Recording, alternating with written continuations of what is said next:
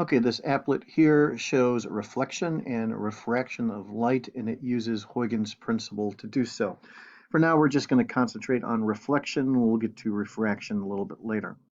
All right, so we have here two different media that the light is propagating through. Let's say here in yellow, this is air, and then right down here, we'll say in blue, this is glass. And then we'll think of the boundary here between the two as a mirrored surface.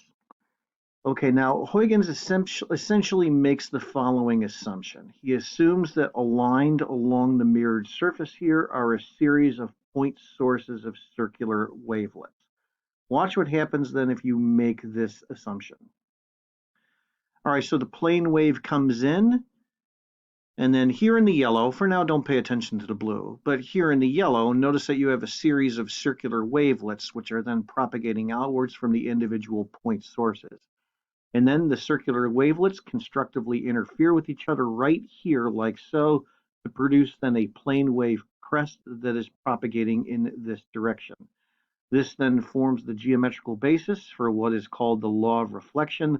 The law of reflection is the geometrical starting point for describing the construction of an image associated with any type of mirror or any type of mirror combination.